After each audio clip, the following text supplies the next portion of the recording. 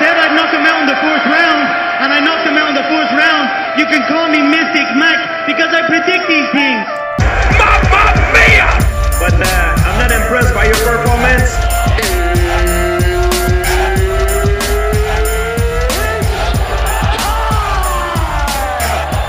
Hello and welcome to the second edition of Sucka Shots. If this is your first time listening, Sucka Shots is MMASucka.com's exclusive podcast that's part interview and part fight pick show. On each episode, I will have the privilege of covering an up-and-coming UFC and Bellator show with a personality from the MMA community.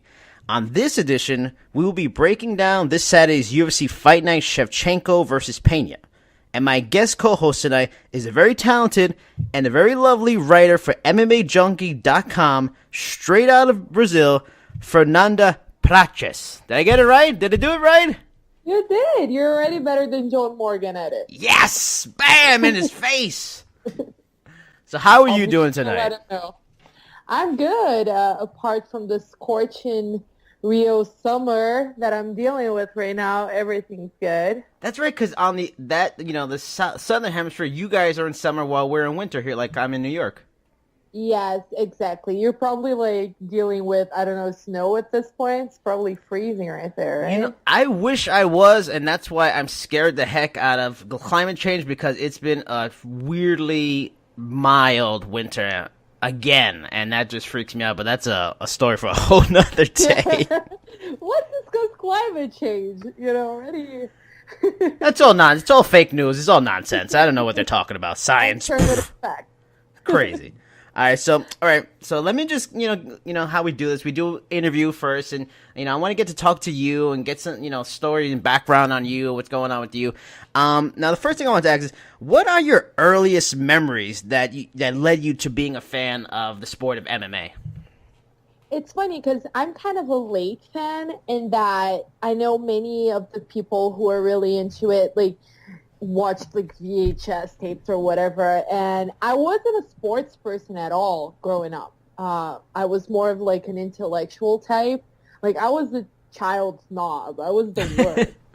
And yeah, really, I was just unbearable. Anyway, so I started training, but then I started training Muay Thai. Oh wow. And yeah, to lose weight. Like it started really casually. But the teacher at the time said I had a knack for it, and I just got really into it. And that was about, I would say, 7 years ago. Mm-hmm. And then I started doing jiu-jitsu at the same gym. And then during the classes, people would talk about fights. And that's kind of like what started sparking my interest. But then I got severely obsessed. Like, I remember my boyfriend at the time joined a Muay Thai with me. He gave up after 2 weeks. But ooh. Yep. And he started getting like into watching fights with me, but that was also like at some point I became so obsessed. Like he had to draw the line. Wow. Like I'm not staying in another Saturday night, babe. Like you're on your own. So that was really, I think the first pay-per-view I bought was, in here in Brazil it's different because we have actually a channel called Combate, and this channel actually shows everything. It's rare to buy the fights separately. Usually you subscribe to the channel because financially it makes more sense. Okay. But I feel like, I think I bought my first one that actually paid for it was UFC 100 actually. Oh wow, okay. Yeah. Before that I watched illegally. But yeah, let's just keep that. No, you didn't say that. She didn't say illegal. She said through streaming services. So yeah, don't worry. like very like legit ones. But that's really how and then it just really snowballed from there because I worked for a newspaper at the time. I was an intern, and the sport was really starting to grow here too. So it all just really converged for me. Like the timing was just really right because then I just really got into it. I wanted to write about it, and I had a place to write about it, and I had an editor who was super supportive, who liked my writing and who liked MMA. So just the whole thing really came together for me, and it's been my sort of, even when it wasn't my full-time occupation like it is now, it's always been something that I've done in a way or another, you know. Oh, I mean, and that partially answers the next question, because I'm going to ask you, what is your journey and how you ended up writing about it. Now, I mean, since you kind of told a little bit of how you started, how did you end up writing for such a major and prestigious, MMA site like MMA Junkie? How did you end up getting to there? Yeah, it's been interesting, actually. I worked for this paper, and the paper was a big paper in Brazil, but it was about to go bankrupt. Wow. So they were severely understaffed, and we needed content to fill up pages. And that was where, like, it was Disneyland for me. Like, I had 4 pages to talk about Anderson Silva and stuff like that. Like, it was crazy. I had so much room to really let that flourish. And then at the same time, I met my now ex-boyfriend, who had an MMA website here in Brazil called MMA Brazil. It's small, but it's still one of my favorites. Just a lot of content. He's a complete, he's obsessed. He's got, photographic memory. He's a freak. He knows everything about it. So that was a big learning experience for me, too. Just really learn from him and just be able to live with the people who just really knew a lot about the sport. From then on, and then after that, I did other internships that had nothing to do with MMA, but I still wrote for the website. We started a podcast for the website, just me and him. And so I still had MMA as an active part of my life. I went back to it. I started working for a small PR firm, and they had accounts like Praetorian, like the fight brand. So I started really getting, I indirectly did PR for fighters like Big Nog and stuff like that. And then from there, I started actually doing PR for the UFC in Brazil. Oh, wow. Okay. I did that for 2.5 years. Before they had the office here, they just hired a PR company, and my only client was the UFC. And it was just 2 of us handling everything. Wow. It was that was, I'm 27 now. It's 23, 22. I was young. And it was intense, but it was a really good opportunity for me to dig stories, because I had to make interesting pitches. People tend to look down on PR people for various reasons. It's a very delicate relationship between PR people and reporters, but that I really grew a lot then. From there, I went to work for Sport TV, which is Brazil's biggest all sports channel, and they belong to the same group as Combate. Like I mentioned, the pay-per-view channel. So for Sport TV, I was a combat sports producer. I did stories. I basically pitched and produced stories on everything, not just MMA, judo, taekwondo, karate, jiu-jitsu, boxing, everything. And from there, I got pulled to Combate to do just MMA. We had a weekly show, and I was the producer for that. But during all this time, since the PR days, I was friends with John Morgan, who, as you know, he's been working for MMA Junkie forever. He's one of the, along with Dan Stubb, the first guys who really founded it. And he always sort of felt like I would be a good fit. Because it made sense, just that I had the contacts and that I could basically communicate in both languages fluently, which is the difference, because that's the thing. Now I write in English for every day for 8 hours a day, which is not an easy task. So it's hard. My brain hurts every time. I mean, but it gives you extremely high value, especially in this sport where the Brazilian influence is massive. I mean, it makes you, indispensable. It really, MMA Fighting had a Brazilian correspondent, Guilherme. It wasn't it wasn't like that, because Guilherme had been with Fighting forever. But I think it just really made sense. When Fighting got Guilherme, I remember, I think I was still doing PR, or I had just started at Sport TV. I was like, that makes sense, because they were we have a lot of events and really major, tomorrow, for instance, we're going to cover Media Day with Anderson Silva. You're not going to have that person to do that in Brazil. Okay, you're not going to die, but it's really in a sport that, like you said, has such a big Brazilian influence and such big names too, such relevant names. Yeah. I just think it made sense for them. Yeah. Huh. I mean, that's really impressive. I mean, you really like run the gamut in a way of like the industry and like so many levels on the PR and podcasting and smaller websites into bigger. I mean, that's impressive. Now moving on to that, because I respect your writing skills and your opinions on things. Since you're a person that covers the sport closely, I wanted to get your thoughts on several major news items in MMA circles in the last few months. Firstly, what were your thoughts when some of the biggest names in the sport took part in a press conference announcing another fighters union with, the Mixed Martial Arts Athletes Association, or MMAAA, which is a terrible acronym. Considering that, that they already had an MMA Fighters Association, the MMAFA, and the Professional Fighters Association, like, what were your thoughts on that whole big brouhaha from a few months ago? It's complicated. I mean, obviously you pointed out the one major issue, which is the lack of unity. So if you're trying to make the fighters come together and you can't even come together in how you want to come together, obviously you have an issue.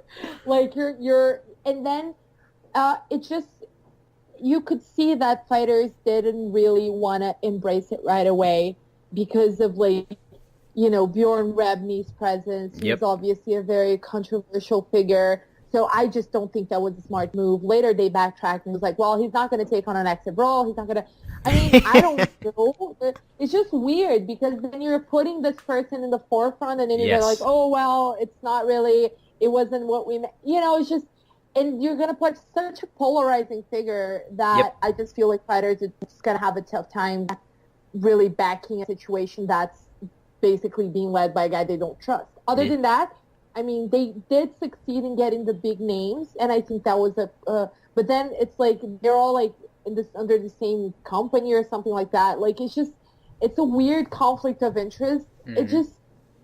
I like the idea because I feel like fighters have so little rights. Like they get paid shit. It's bizarre.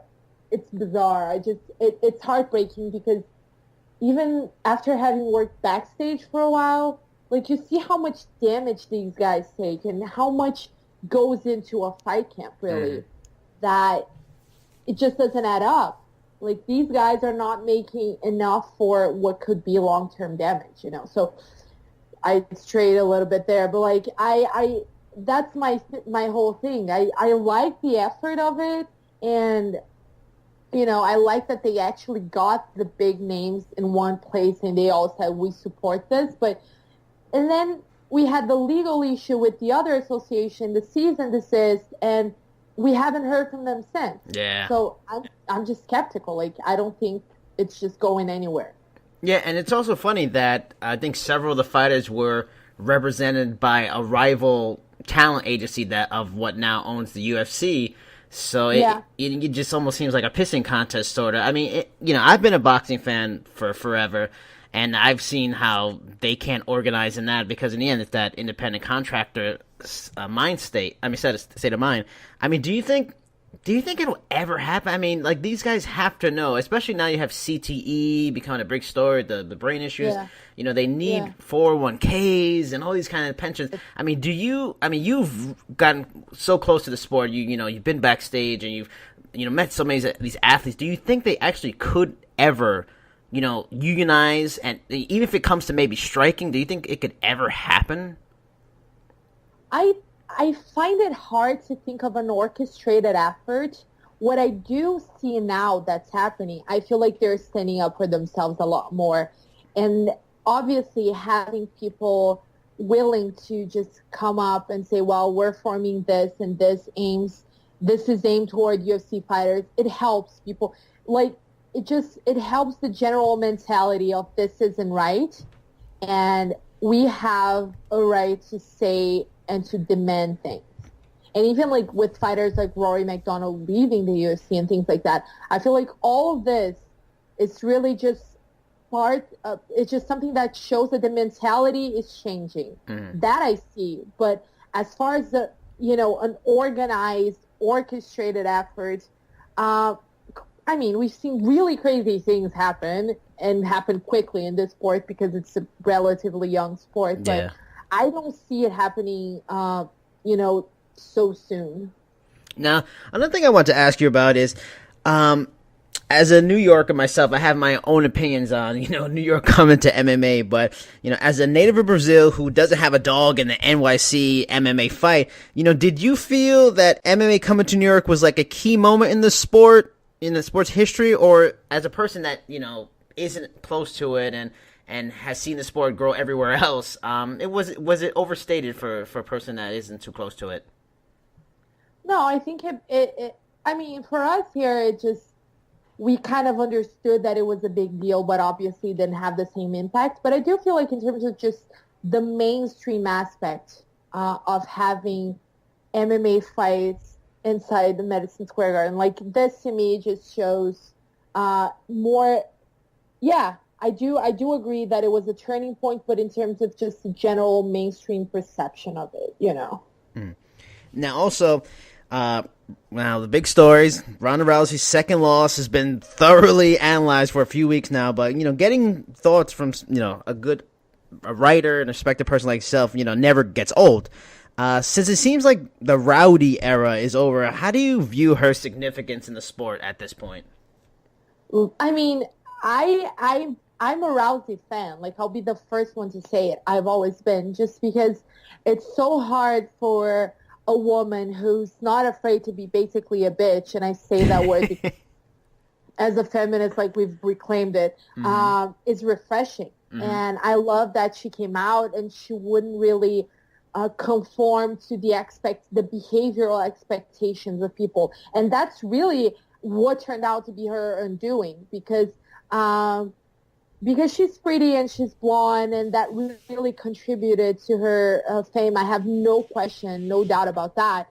But then people expected her to be like this perfect sports person who smiles all the time, who's nice all the time, who says the right thing all the time, and she never conformed to that role. And then when she was winning, that was fine, because it was like kind of like, well, we have to put up with it. And then after she lost, I feel like it just came back full force. And then the media ban thing, like, I totally get it, because I know, I've seen it. It can be really overwhelming for a person to have that much attention and just that much visibility, and have what was probably the most humiliating moment of her life so publicly out there. It's just, I can't imagine why she would do it. But at the same time, I feel like all of this ended up coming back to bite her in the ass, and it made it really easy for people to want to doubt her legacy. Yeah. Yeah. And that's, continue. It's heartbreaking a little bit, because it's undeniable what she's done. She's opened many doors, and whether they were opened a lot because of her physical attributes or because she was marketable or whatever, she made it work, and she turned it into something a lot bigger, and that was all her. So I think her presence in the sport has been absolutely priceless, and I just think it's unfortunate that people are doubting her legacy at this point. Yeah, and, reading articles I remember going into the fight, that was a big story, her not doing the media, but when they talked to fighters, I was surprised, like, a lot of them weren't too bothered by it. Like, they got it. Like, that's how different the sport has come, that, men, that's been primarily the force in the sport, they were understanding and appreciative of a female athlete, on getting them paid. And that was the common thread between most of it. They understood what she was doing as a fighter, but they didn't mind, because she's helping them get paid. She's such a important part of the marketing and the money. And a good example is, she made a lot of money, and people were bothered, and they did all these stats about, she made this much money in this many seconds or per second. Amanda Nunes, I think she made $500,000 or somewhere in that ballpark. 3 years ago, female MMA fighters were not making anywhere near that. So at the very least, she's helped men and women make so much more money, which is so important when you got guys still making like $5,000 a fight these days. Yeah, it's and that's what, I think you said it right there. Like I think everybody is really appreciative of what Ronda brought to the sport and just the eyeballs and just the attention and obviously with all of that and just the mainstream attention. Like she brought it to a mainstream dimension that no other fighter has or will do, and I will include Conor McGregor in that because obviously he's a huge star, but I do feel like Ronda had more of a successful mainstream crossover. But I feel like every fighter really acknowledges that. Not every fighter. Like you have guys talking trash. It's really easy to kick a person when they're down. Yeah. But I did sense that there was between the fighter community. There was some respect for just the fact that she helped them just by being her. All right, now final question, quick, so we can get into the picks. Want to know, because you're a fan and I'm a fan, top 3 favorite fighters all time. Fighters? Yeah. Oh God, that's hard. What are yours? Go on. What are yours? Let me think. My favorite fighters of all time. Yeah. I'm gonna be okay. People give me shit about this all the time because I sound like a fangirl, but Aldo is one of my all-time favorites. There's nothing wrong with that. He is amazing. He's amazing. He's a beast. Like the way he fights, he manages to really balance out his aggression and just smart. He's incredibly intelligent up there, and I don't think people fully appreciate that. No. So I'm gonna put Aldo there.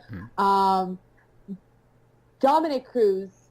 Yeah. I love Dominic. I've always loved Dominic. He's been my screensaver forever. I've told him that, by the way. I was like, Dominic, you're my screensaver. Don't be embarrassed. That's real. Because also he's a very engaging personality.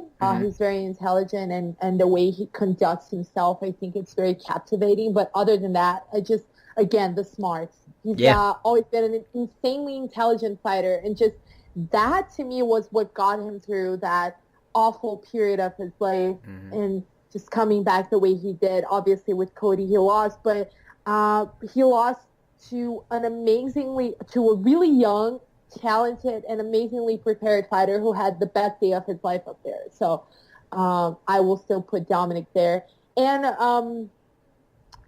I don't know. I never put old school names there. People get pissed, but I'm gonna Go old school. I want to hear old school. No, I don't, and that's the thing. I think for me being a new fan, I didn't really live the nostalgia of the old school fighters. So I'm gonna put Carlos Condit in there. All right, he's underrated. That guy is a killer. He's great. I love watching him again because I also think he's intelligent, but he's just so purely aggressive. Just the way that his knees, just the way that his body works, to me, is pure art.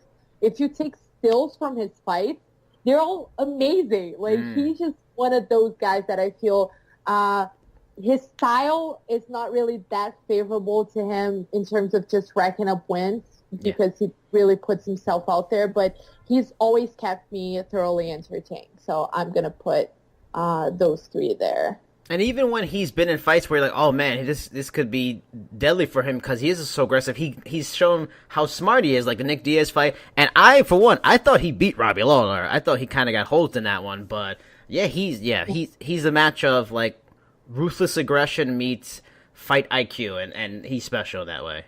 Yeah, to me like I think people appreciate him.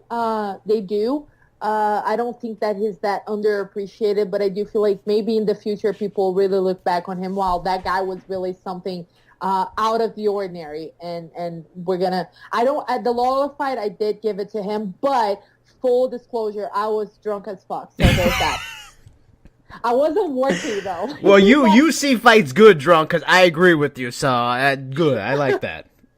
I was watching at a bar and yelling at people at the bar, like, "Oh my god, he got robbed!" But yeah, okay, those are my 3. So now moving on to UFC Fight Night, Shevchenko versus Pena.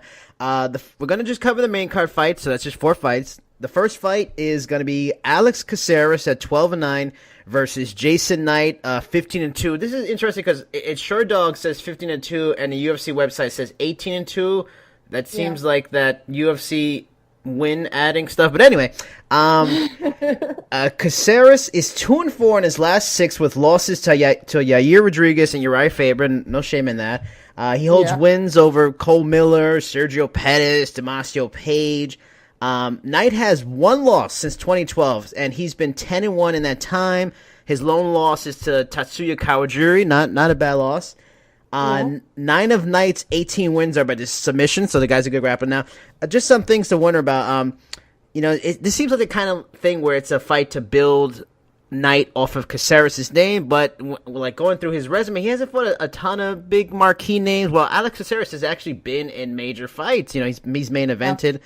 What do you think about this? Is this going to be a fight where the veteran and the experience of Alex Caceres wins out, or do we find out that Jason Knight is a up and coming star and a rising stud in the division? I had honestly we just do picks at MMA Junkie. We just do picks for the main card, right? Mm-hmm. I had a really tough time with all of my picks. None of them I just went confidently for them. And then looking at it, we have one heavy favorite in the entire card, I think. So I could really understand why. Those are really well-matched fights.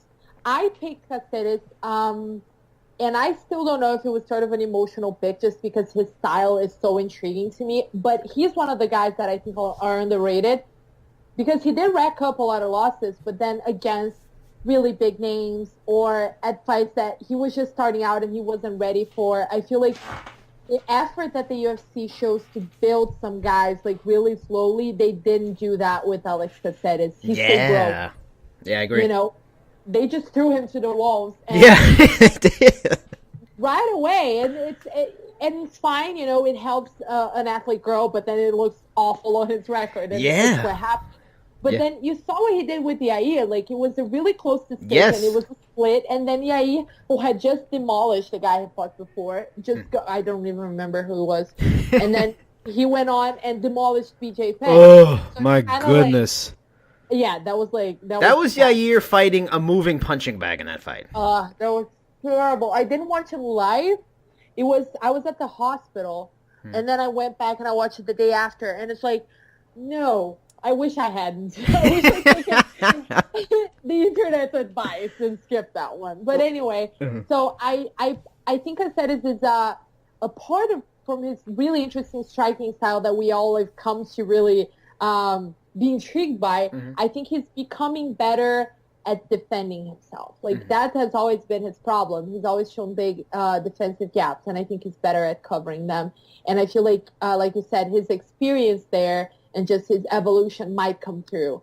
But having said that, Jason Knight looked really good against Hooker. He really listened to his corner advice at the fight. He contained his natural. He was aggressive. He's a naturally aggressive fighter, but he didn't really play into the brawl that I think Hooker was looking for. So that was an impressive display. I picked Caceres, but it wasn't a very confident pick, I'll tell you that. Yeah, I agree. It's tough. I mean, I'm probably going to go with Jason Knight. Just Caceres, he's gotten better for sure, but he's always been kind of weird where it seems like he has a really good fight performance, and then he has a so-so, and that's probably part of why he's 12-9. So it's it's a tough. I'm just gonna go with the guy who seems on fire. His confidence is sky high. 10-1 in the last bunch of fights. Caceres is on a little bit of a losing streak or whatever. Would I be surprised he wins? Oh God, no. But I'm just gonna go with that. Just confidence over anything. But moving on from that to a really interesting fight and a classic veteran with ton of experience and on the downside maybe again against a rising star heavyweight that looks dangerous in Andrei Arlovski, 25-13 versus Francis Ngannou, 9-1 now. Arlovski has on a 3-fight losing streak to Miocic, Overeem, Barnett. There is no shame at all in that losing streak. And that's following a 6-fight winning streak. Now, we all know about his nasty hands. He has 17 TKO or KO wins in his 25 wins. Ngannou is on an 8-fight winning streak. His last loss was his second fight of his career.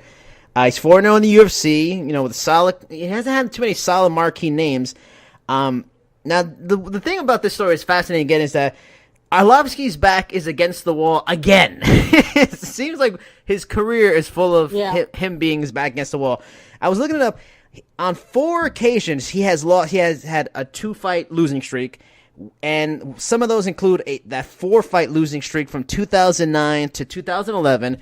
And a few days after the event, he's going to be 38. The big question is, does Arlovsky have anything left, or is he like Caceres in a way, and he's being fed to the wolf right now? I think it's just the heavy favorite that I meant was Ngannou for this one. I think he's the biggest favorite on the card. And it really boils down to, and when I did my pick for that one, I think I'm taking the same line of thinking that many people will. Arlovsky's chin is not that great. Ngannou's hand is great. And also, let me add, Ngannou has a 6-inch reach, which scares me again for Arlovsky and his chin and having to try to get in. Exactly. That's the main thing. It's not just that he's powerful, but that he might just be able to control the distance in a way that he'll find his chin without, many impediments to it. I think Arlovsky is clearly a more complete fighter. Arlovsky is underrated in the sense that he's not just a striker. He's got a very well-rounded game. His chin has always been his downfall, I think. Yeah. And like you said, there's no shame on his streak. So I don't think he should be that heavy of an underdog, and I wouldn't be surprised if he came out on top. But I'm just going with the logic of I think he's going to get knocked out. Yeah, I agree. It is a tough one because by far, Ngannou has never fought anybody as good as Arlovsky, not even close. So I mean, that's a big thing. Heavyweight. It's not great to have a questionable chin, but in heavyweight, everybody can get knocked out because that's just that kind of division. But the funny thing is, we all thought Arlovsky was done during the 4-fight losing streak. Like, he's done, his chin's gone, and then the guy he gets on a run. But he's 38. He's going to be 38. Wow. But heavyweight is that weird division where you can be older and still good. But it's the kind of thing where, kind of like BJ and Yair in a way that Ngannou's such a fantastic athlete. I think speed's going to kill. And with the chin that has been chipped away at way too much, speed's going to kill. Ngannou, I think, has this all day. Moving on from that, moving on to the co-main event, which this is the fight I'm probably most looking forward to. I think tactically, it's Jorge Masvidal is super underrated now. Donald Cerrone, 32-7. Jorge Masvidal, 31-11. After losing to Dos Santos in 2013, Cerrone has gone on a hellacious destruction streak. He's 12-1, and the one loss is to Dos Anjos in a rematch. No shame at all. He has 24 finishes in 32 wins, 16 by submission. Everybody knows him as a nasty striker, but this guy's submission game is filthy. Now, for Masvidal is a weird guy. He's 8-4 in his UFC stint, which is pretty good. After Strikeforce got shuttered. He has notable split decision losses to Lorenz Larkin and Ben Henderson, both very good. Notable wins over Tim Means, Michael Chiesa, and Jake Ellenberger, all good, solid wins. The thing I was wondering in this fight is, Jorge Masvidal has always been super underrated. If you put him in there with a very good fighter like a Gilbert Melendez in Strikeforce, he makes a fight ugly and he makes it very difficult because he is so crafty. Yep. He's got great boxing. The thing that worries me in this fight is he's not a power puncher. He's not a one-shot puncher. He's almost like a Diaz brother where it's accumulation. Does he have enough power to make Donald Cerrone slow down? Because if you do have the power, like Matt Brown showed in Donald Cerrone's fight, he can get rocked and he can get in a little trouble. Does that Muay Thai the Cerrone has with his kicks and everything, is it going to just be too much for Jorge Masvidal? I think you really broke it down, exactly what I have in my mind there. I do agree Masvidal is completely underrated, and it's one of those situations in which the record doesn't tell the full story because of his 3 losses, 3 were split decisions, with which, he'll vehemently disagree with to this day. And obviously, and his boxing is interesting. I'd say like when it comes to just the striking game, his boxing is really his major tool. But like you said, he's not a power puncher. Yep. So I find it really hard for him. Obviously, Cerrone has one major weakness in his like liver that everybody for, but a lot of people know it's there, but it's not that hard to not that easy to capitalize on. Mm-hmm. He's also aware of it, and he's not letting it. His control of the distance is amazing, and I think with him, what a lot of people overlook is just the evolution of Donald Cerrone. Like he's still evolving. He would seem like he's set on a style and that he's just a very competent striker, but he's not. He's really learned to use his tools, and honestly, I'm always counting him out. Yes, I agree. I thought he was going to lose like 3 fights ago. I'm like, he won again? Me too, because I'm like, there's no way this guy's fighting like 100 times in 1 year and not one of them is going to be like, there's no way. He's got to get tired. Yeah. He's got to get tired of dieting. Like, his body got to give out at some point. Like, in my head, I'm always just giving that merit. I actually picked Cote against him. Like, in hindsight, that was not clever. I've hated his head movement since, like, 2012. And it's like, 2017, it's like, he still doesn't move his head. But, I mean, he's worked around it by, like, mentioning what you do. You said it, and he keeps distance so well. And he's, he really has evolved. And I figured, okay, he's going to go to 170. Guys are going to hit harder and maybe as fast. Like, no, he's been unbelievable. Like, I'm not gonna doubt it, and this is where he's gonna let me down.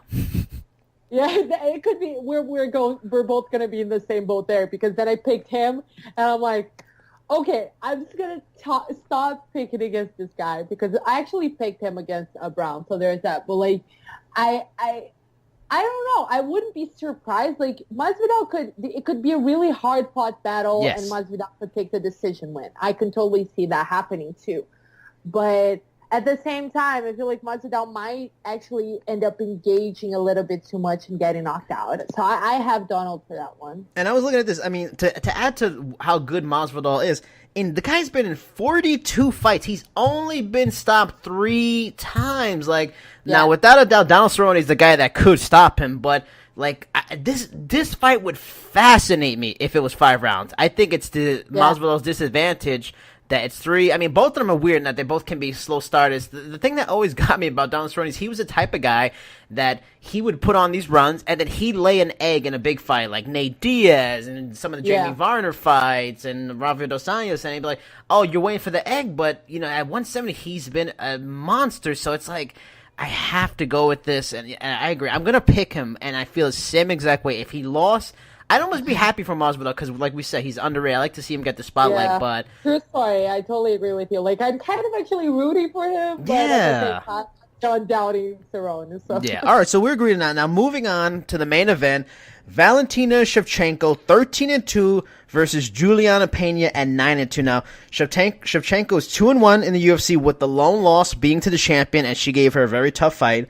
She has 9 stoppage victories, 4 TKO, and 5 submissions. So, I mean, for the people out there that think she's a kickboxing one-trick pony, she can handle herself on the ground. I'm not saying she's going to be better than Pena, but she's not lost there. Now, Pena is 4-0 in the UFC, with the most recent win coming off a former number 1 contender in Kat Zingano. She has 6 finishes, 3 each by TKO submission. We all know, those TKOs are on the ground. She just beats the hell out of you. She's like a Tito Ortiz, a female Tito Ortiz in that way. Now, the things I looked at, I saw some interesting stats. We all know the thing that's going to dictate this fight is if Pena can get her down. Now, Shevchenko in her UFC career has a 70% takedown defense number, which is pretty good, but Pena has a takedown accuracy percentage of 66. The question I pose to you is, can Pena get the takedown consistently? And if she can get it down, can Shevchenko get it back to the feet and go to a place where I think she can really dominate Pena? Because Pena's striking, I've never been a big fan of. Yeah. That was a really tricky one to pick, and I went back and forth, and I might still change my pick, maybe. Juliana Pena is my Cerrone too. I mean, I always think she's gonna lose, and she beats these people. that was exactly the same thing with me. I picked her again, same thing. So I picked her because I just not only she beats them, but like she shows true dominance. She's a very suffocating grappler, and she's not dumb. So she's not gonna come out again. Her striking bothers me as well. What the tricky thing here is, Amanda.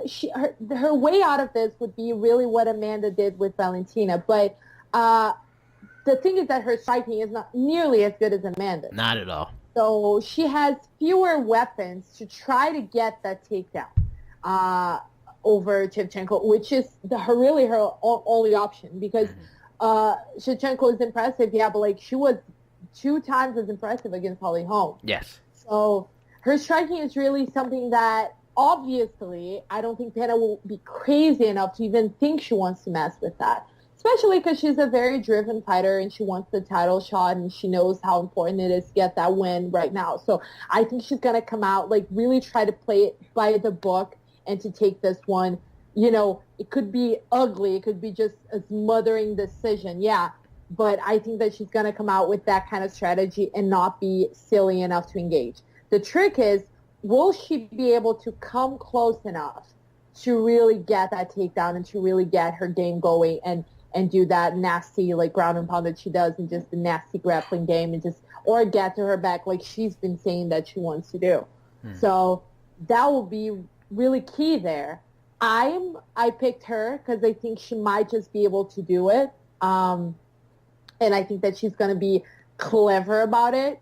Some fighters, you just know that they're going to go in there and end up acting dumb. Like, you just know it. Like, it's part of her game.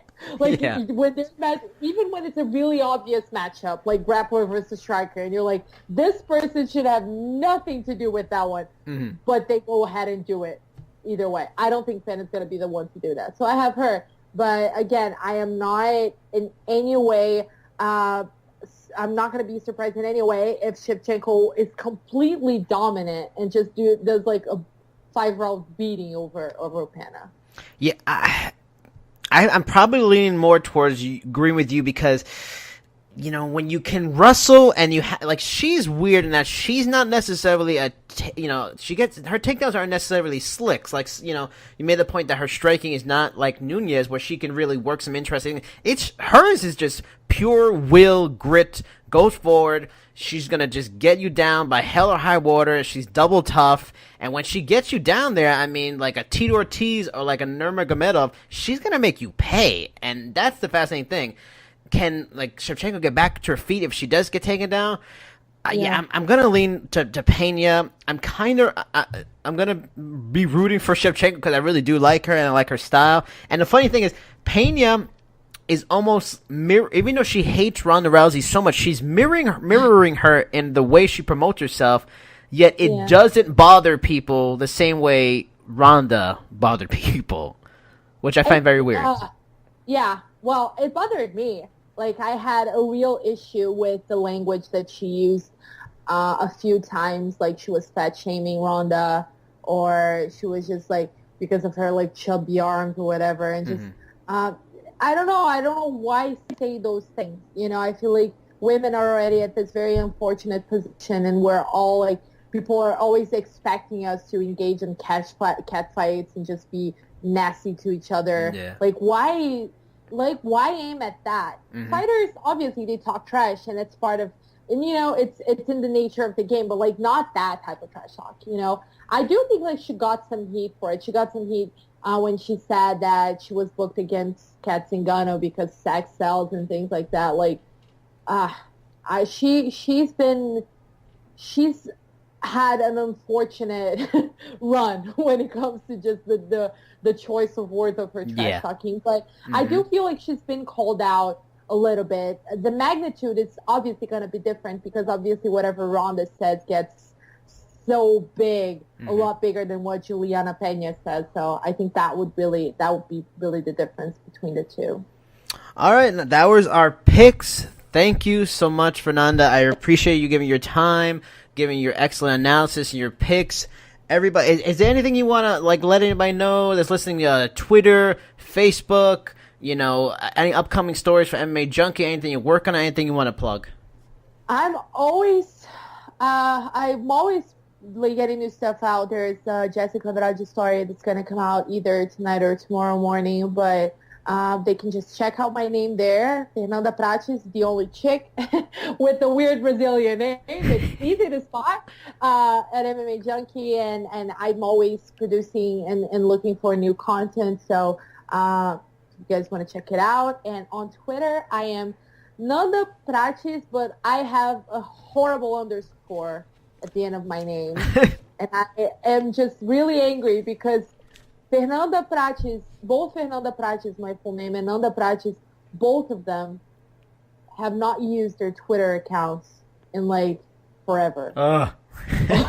If you're listening, girls, please let me have that. Meanwhile, it's Nanda Prates with an underscore at the end, and you can check it out for MMA talk and feminism talk and talk about random shit, because that's how I roll. Alrighty. I am Jason Burgos. She is Fernanda Prates. Did I do it again? Good. Yes. Perfect. Yes. All right, that is our show. I will talk to you next time with our next guest at our next show. Thank you again. See you later, everybody.